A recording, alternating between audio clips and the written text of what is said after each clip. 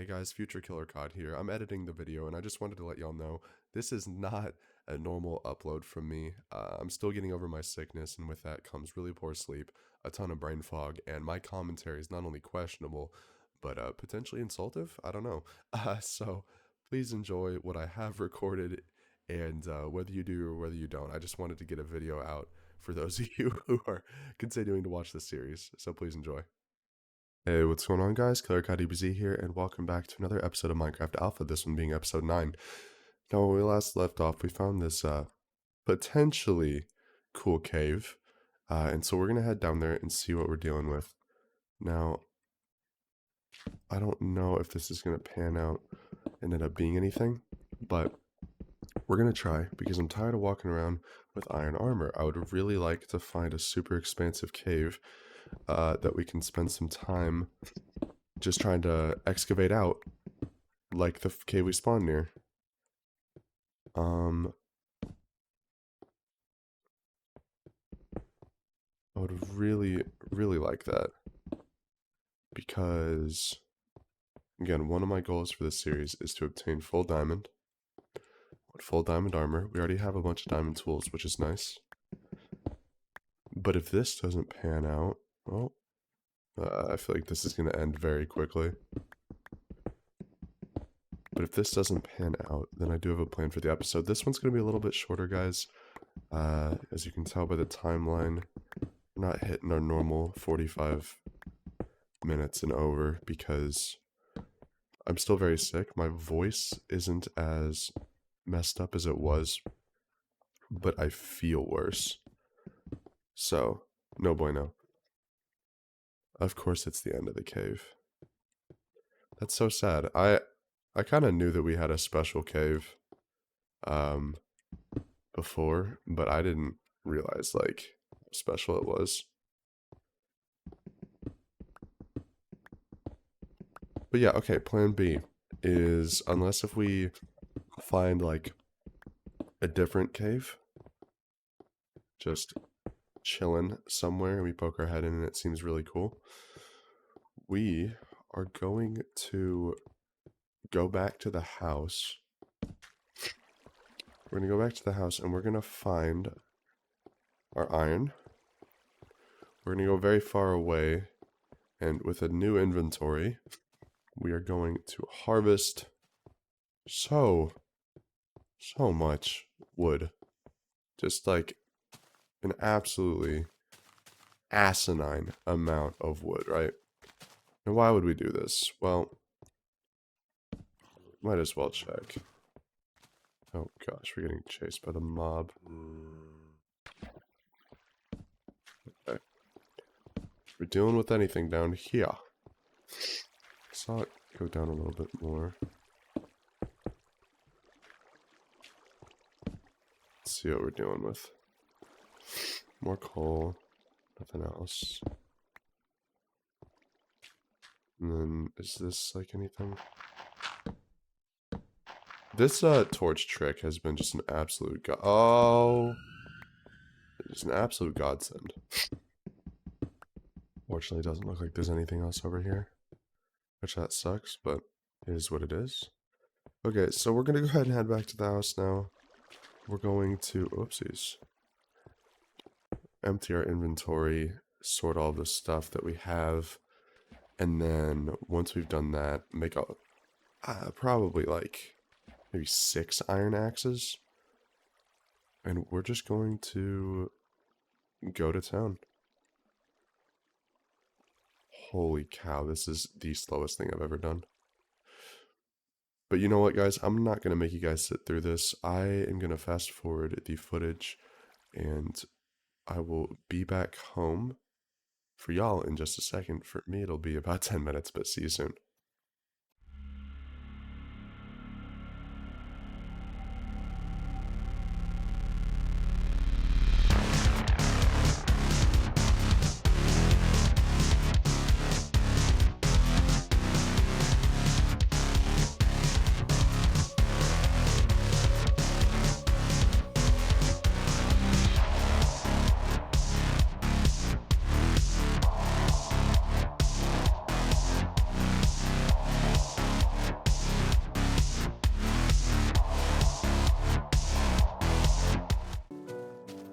Alright, and welcome back to the house. Made it in one piece. I'm pretty impressed by that, to be honest. And we're gonna offload all of our stuff, which shouldn't take too long. Let's see here. I'm definitely slower at this than I should be, but bang bang. Have some organics. Gunpowder. And then, okay, so what we're gonna do is we're just gonna put most of our stuff, but not all of it. You know what? Let me think about this.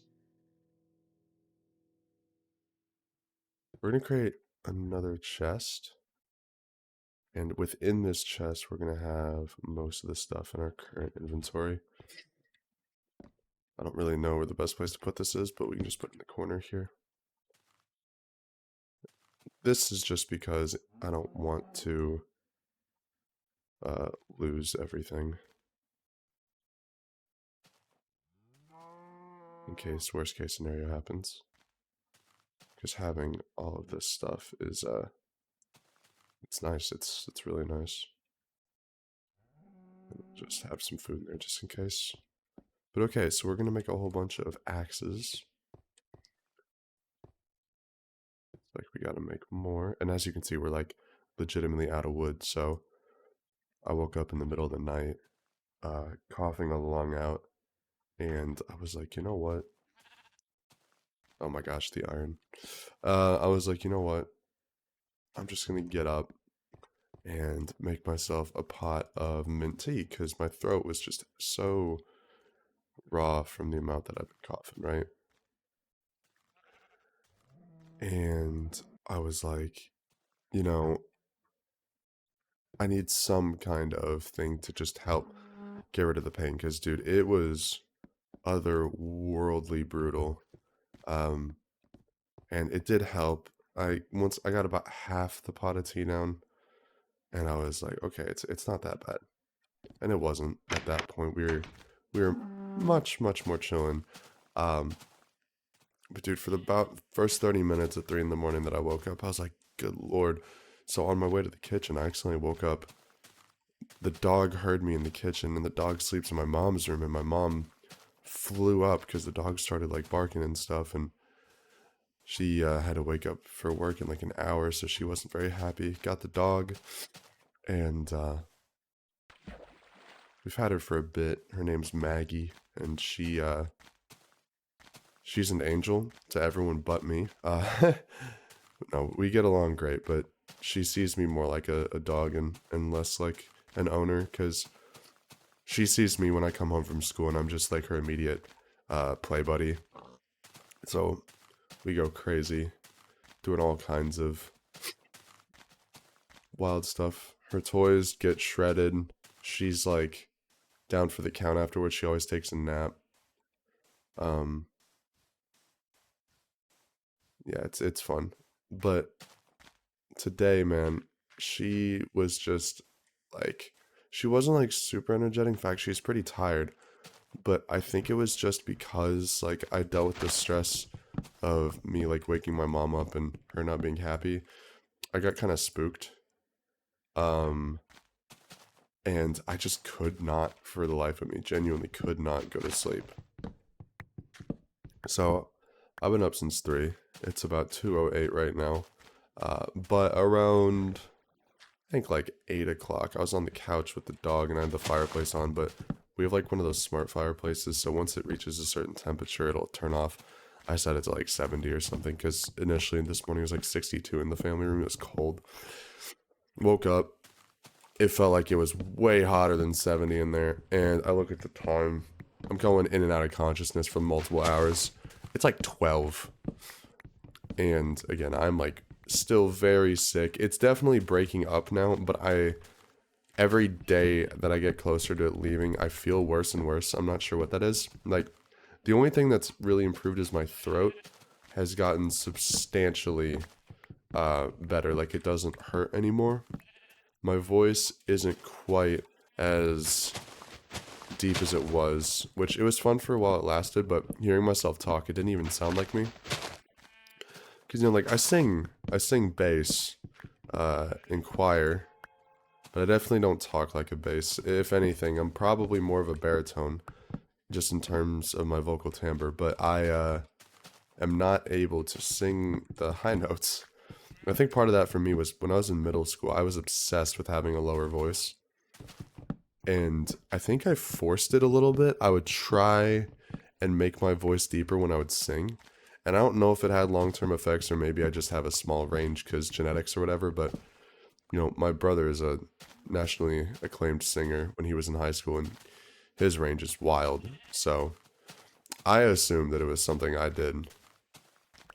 Uh, but live and learn. I'm still able to sing pretty low.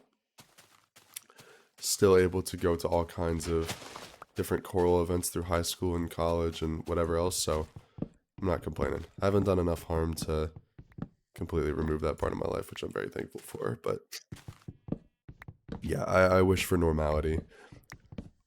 I saw a thing a few years ago, honestly. It was about, you never appreciate the fact that you don't have, like, a sore throat until you have one. And then you go through, like, this week afterwards of just absolute appreciation for the fact that you no longer have a sore throat. And that is a very shared experience for, I think, a lot of people. As soon as that sore throat hits, dude, it's wraps. It's truly wraps. But this is a cool area. I never even talked about it. So this is completely unexplored. I've never been over here. But day one, when we spawned in, I looked over here and I almost thought it looked cooler than our area. And it is really neat. So I wanted to just come over here and see what we're dealing with. But I might have gone overkill with the axes. Dear Lord, I might have gone overkill. What's probably going to happen is this video is going to end probably not this axe, but the next one. I'm going to break that one. And then that's going to be good for this one, and I can split it into a two-parter. Because I don't really feel up to talking for a super long time. Brain's foggy. Really disruptive sleep, as we talked about, so it's kind of rough, but there was something I wanted to talk about on here, and I'm trying to remember what it was. I literally looked up societal topics right before I started the recording, but I guess we can talk about something that's not as depressing as the things we were talking about, at least not in like the emotional sense maybe, but this definitely will give some emotional sadness when you really get into it. So the cost of living, right? My goodness, it's getting absolutely outrageous, and there's no like fix that people can agree on or even like talk about, dude. It's a substantial problem, and I'm gonna try and keep this as bipartisan as possible because this is something that we're all going through. This isn't just like the elites are struggling with this. I mean, or just the middle class is struggling with this. It's everyone is in the same boat. Like, eggs are more expensive, milk's more expensive, the housing market's chalked. Again, I talked about something, I think a little bit last episode, about how at this point in my life I thought I'd be married, have a house, XYZ. Yeah, that ain't happening. The house part especially. My lord, dude, things are so unbelievably expensive. And interest rates are so high that in order to comfortably afford, like, the old rule, I think, was you could go 3 times whatever you made in a year. You could go 3 times that and comfortably afford paying your mortgage. So if I made $60,000, then I could buy a $180,000 house and live very comfortably paying off my mortgage, right? Yeah, not anymore. Like, if you're on, some people could pull it off.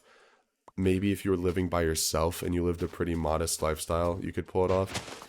But from everything I'm reading, like, the interest payments are just so unbelievably high.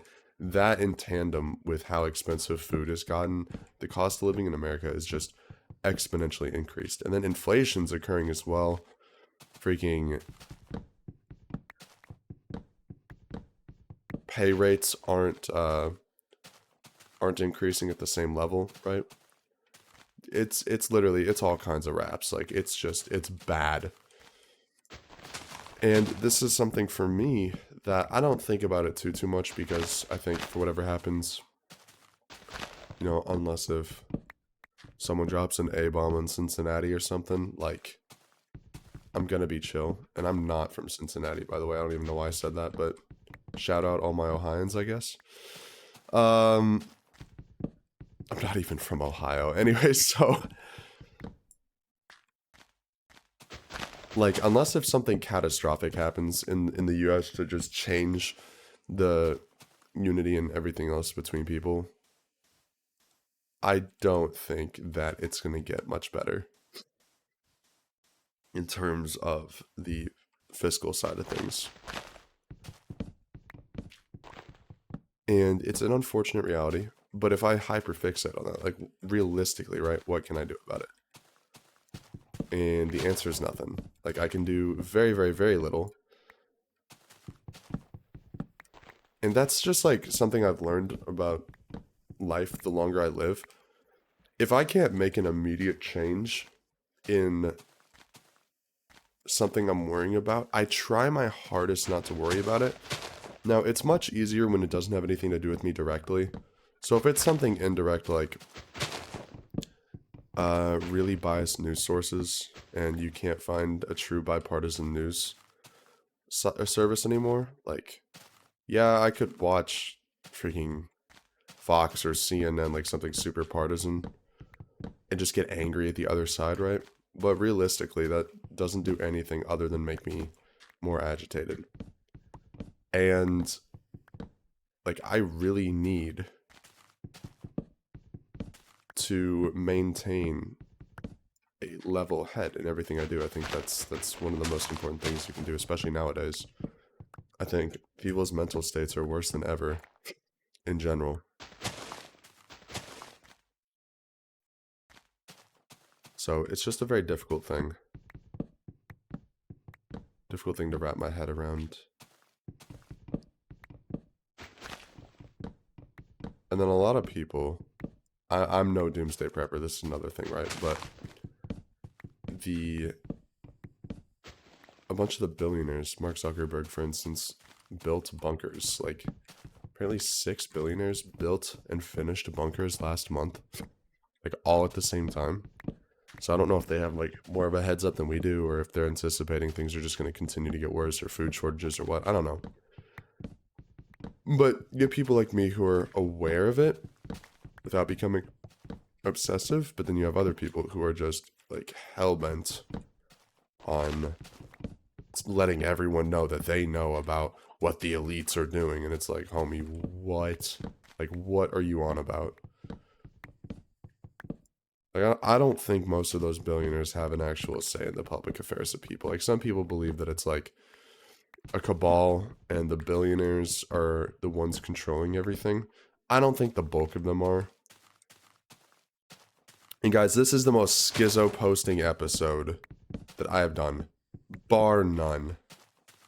I'm probably going to put a warning in the beginning of the video, actually, because of this, but yeah, like, there's just absolutely no way that these people are real. But I think everyone, to an extent, wants something to, like, fixate on and obsess over, because it's almost like a constant in your life.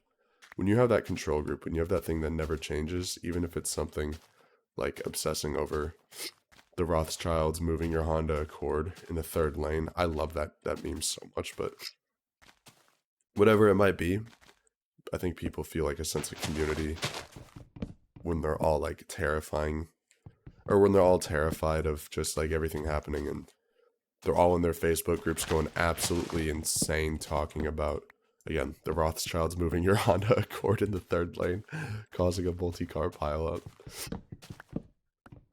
No, I am absolutely just speaking nonsense right now. If anything, this episode should really be a reminder that if you're truly sick, right, go see a doctor.